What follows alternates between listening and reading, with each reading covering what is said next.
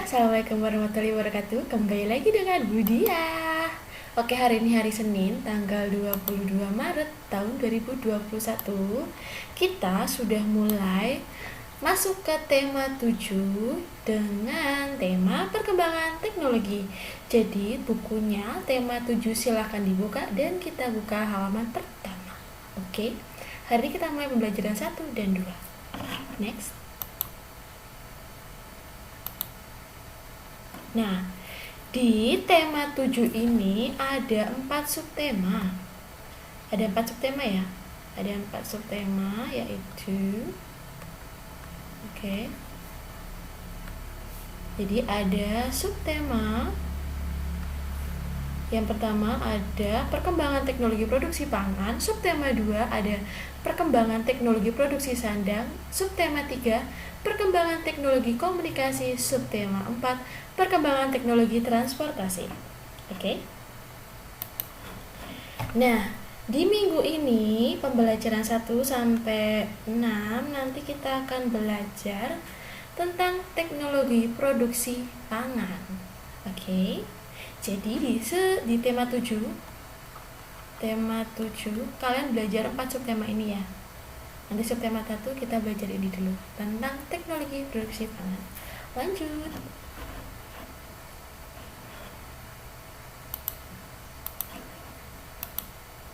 Nah, ini ada beberapa contoh. Udah bisa dulu timernya. Maaf. Nggak bisa. Nah, ini beberapa contoh perkembangan teknologi pangan yang digunakan dalam dunia makanan. Sebenarnya sudah nggak asing ya di kehidupan kalian. Kalian udah sering banget lihat ini. Jadi yang pertama ada makanan apa ya? Ini ada permen marshmallow. Yang kedua ada roti coklat, yang ketiga ada yupi, yang keempat ada sosis, yang selanjutnya ada permen susu, selanjutnya ada oncom, ada kornet, ada susu, ada tahu, ada tempe, ada tape, ada yakult, ada tauco, dan ada yogurt. Jadi semua makanan ini adalah makanan-makanan yang bisa diolah atau berhasil diolah menggunakan perkembangan teknologi pangan.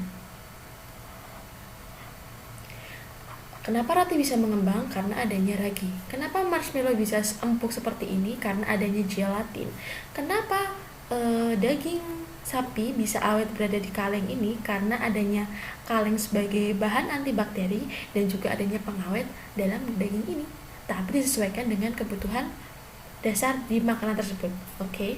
Kemudian, kenapa kedelai bisa berubah seperti ini? Karena adanya jamur atau ragi yang membuat tempe ada serabut-serabut putihnya ini. Kenapa tape bisa dikonsumsi dan rasanya manis? Karena adanya ragi yang membuat tape memproduksi atau membuat rasa tape menjadi lebih manis. Oke. Jadi kita akan bahas selanjutnya. Let's go. Nah, sebelum kita bahas hal yang lebih lanjut, kita dengerin dulu lagu di buku paket tema 7 halaman 4, yaitu lagu yang berjudul Rotiku. Let's go.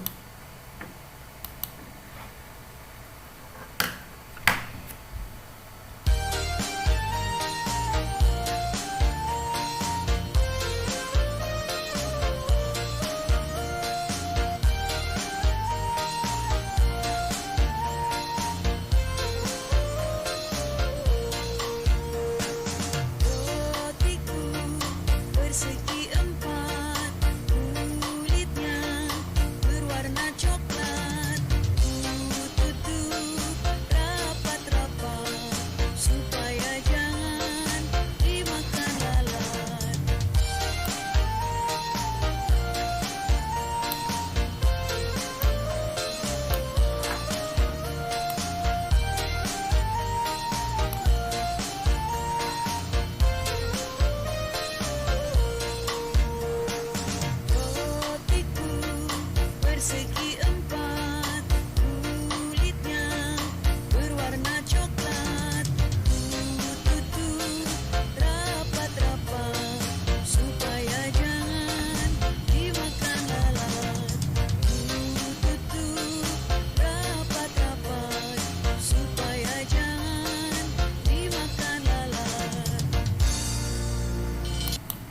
Nah, itu tadi lagu yang ada di buku paket tema 7 halaman 4.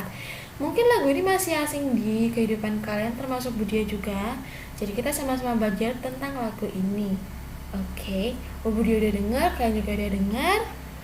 Lalu, oke, sebelumnya mana nih? Nah, tugas pertama ya. Tugas pertama, kirim voice note kalian menyanyikan lagu ini.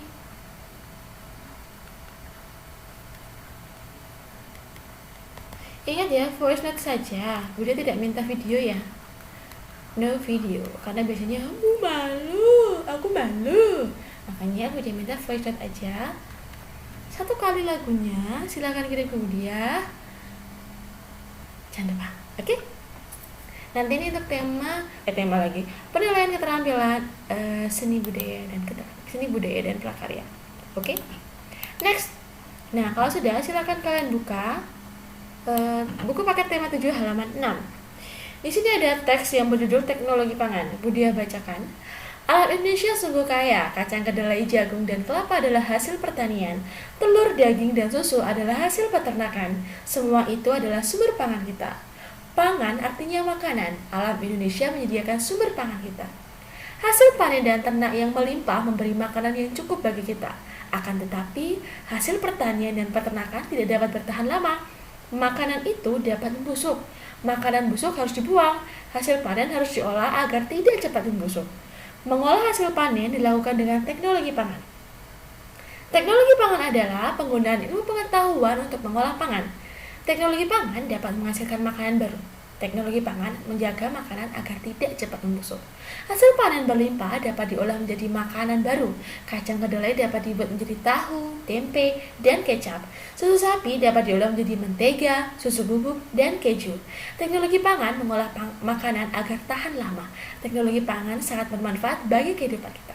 Oke, di sini kata kuncinya atau hal yang harus kalian garis bawahi adalah pengertian teknologi pangan. Apa itu teknologi pangan? Teknologi pangan adalah nih di sini. Teknologi pangan adalah penggunaan ilmu pengetahuan untuk mengolah makanan. Penggunaan ilmu pengetahuan untuk mengolah makanan. Bagaimana cara mengolahnya? Tadi dengan apa? Diawetkan agar apa? Tidak cepat busuk. Jadi semua makanan yang harus diproduksi cepat agar tidak cepat busuk itu harus dilakukan yang namanya diawetkan. Seperti itu. Dan tadi ada beberapa makanan yang bisa diolah menjadi beberapa makanan yang lainnya. Kita bahas di slide berikutnya. Nah, di sini susu sapi. Di teks sebelumnya tadi sudah ada contoh pengolahan susu sapi. Susu sapi itu bisa dibuat menjadi mentega, atau bahasa kerennya butter. Bu Budia, mentega itu sama nggak dengan Blue Band? Atau sama nggak Bu dengan Simas? Atau sama nggak Bu dengan Forvita? Biasanya dia bertanya seperti itu. Nah, Blue Band, Simas, Forvita ini disebutnya margarin. Nah, margarin itu adalah lemak yang dibuat dari nabati atau tumbuhan. Sedangkan mentega ini adalah bahan lemak yang diambil dari susu sapi. Makanya butter itu biasanya mentega dan butter itu harganya lebih mahal daripada margarin. Misalnya nih kita beli margarin 250 gram, harganya mungkin sekitar 10.000. Tapi kalau mentega atau butter itu harganya 200 gram itu harganya bisa mencapai hampir 35.000. Memang sangat banyak ya selisihnya. Tapi karena apa? Karena ini diambil dari lemak hewani, sedangkan margarin, blue bensimas dan kawan-kawannya ini diambil dari lemak nabati atau tumbuhan. Makanya harganya lebih murah, tapi sama-sama bisa digunakan untuk kue ataupun bahan makanan lainnya. Oke. Kemudian susu sapi bisa diolah menjadi apa? Keju. Apalagi susu siap minum, susu UHT. Ada merek apa aja? Ultramilk, ada Cimori, ada Indomilk, banyak sekali.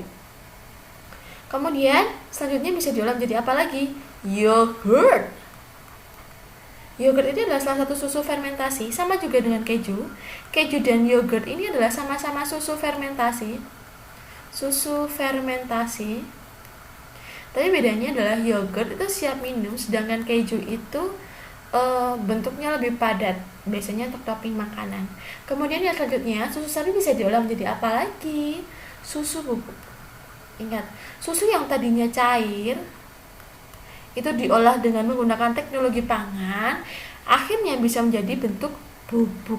Karena adanya teknologi pangan itu, bersyukurlah kita dengan adanya teknologi pangan, kita bisa menikmati susu tanpa harus dengan bentuk cair. Karena apa? Ketika susu bentuk cair itu kurang awet, makanya dibentuk menjadi bubuk agar lebih awet dan bisa ditambahkan berbagai nutrisi. Oke, let's go. Kita lanjutkan. Gambar selanjutnya ini ada yang namanya gambar kedelai hitam Malika. Salah. Kedelai mana pointernya? Nah, kedelai hitam ini. Oke, sekarang kita bahas dulu. Kedelai hitam biasanya diolah untuk menjadi kecap. Dan sedangkan kedelai putih bisa diolah untuk apa? Sule. Susu kedelai. Susu kedelai. Lalu apa lagi? Ada tahu. Ada tempe. Dan ada oncom. Ada apa lagi? Itu loh, tempe gembus. Nah, kalau kita kan di sini tempe gembus. Tapi kalau di Jawa Barat itu ada yang bilang dages, ada juga yang oncom. Oh, ada juga jadi tauco. Seperti itu. Jadi kalian bisa cari tahu kedelai itu bisa diolah jadi apa saja sih. Next. Silakan buka buku paket tema 7 halaman. Mana lagi? Halaman 13. Bandeng presto. Bandeng presto adalah ikan bandeng yang dimasak dengan menggunakan panci presto. Panci presto menghasilkan uap bertekanan tinggi. Hal itu dapat membuat daging ikan menjadi lunak. Tidak hanya dagingnya, bulu ikan pun melunak. Bandeng presto ini dibumbui dengan bawang putih, kunyit, dan garam. Ikan yang sudah diberi bumbu kemudian dibungkus dengan daun pisang. Setelah itu, ikan dimasukkan ke dalam panci presto yang dapat dikunci rapat. Lalu ikan akan matang secara merata. Setelah matang, bandeng presto dapat dikemas. Cara mengemas bandeng presto akan menentukan daya tahan ikan. Perhatikan, di sini ada keterangan. Cara mengemas bandeng presto akan menentukan daya tahan ikan. Jika dibungkus dengan plastik biasa akan bertahan selama 5 hari. Namun jika dibungkus dengan menggunakan plastik tahan udara akan bertahan 3 bulan. Nah, ini juga salah satu contoh teknologi pangan. Perhatikan perbedaan ini. Ini sama-sama bandeng presto, tapi ini yang dijual di pasar atau warung, ya kan? Nah, ini adalah bandeng presto yang sudah diolah, dikemas agar bisa dijadikan sebagai oleh-oleh. Ini bandeng jualnya adalah oleh-oleh khas dari Semarang. Nah, perhatikan cara membungkusnya itu berbeda dengan bandeng yang kita biasa temui di warung atau di pasaran. Sekarang kita akan melihat bagaimana cara proses pembuatan bandeng presto. Oke.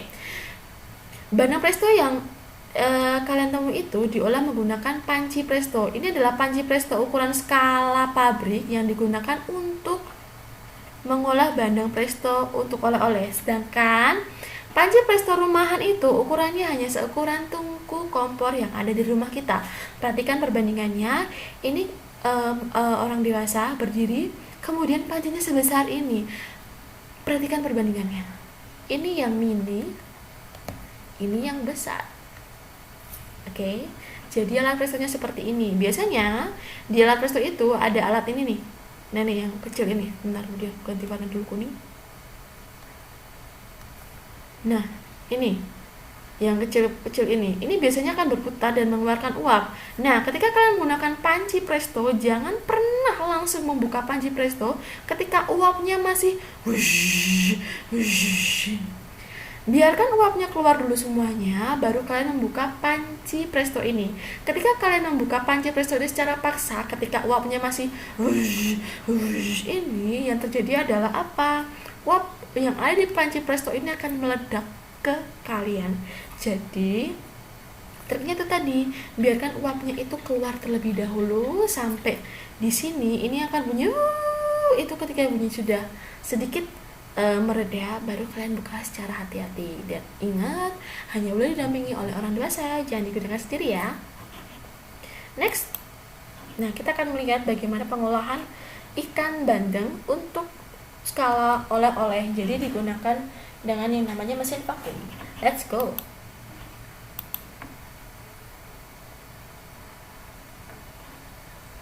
Nah, di sini ada ikan bandeng yang sudah dimasukkan ke dalam plastik. Perhatikan, sudah dimasukkan ke dalam plastik, kemudian dipres dengan mesin khusus.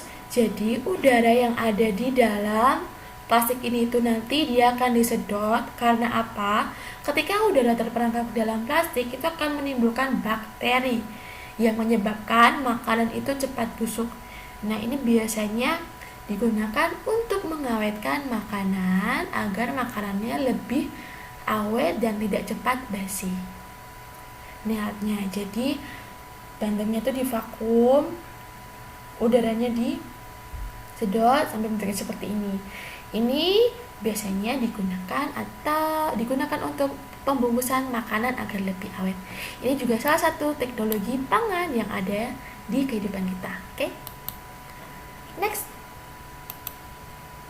Nah, tugas kedua adalah silakan buka soal buku tematik halaman 11.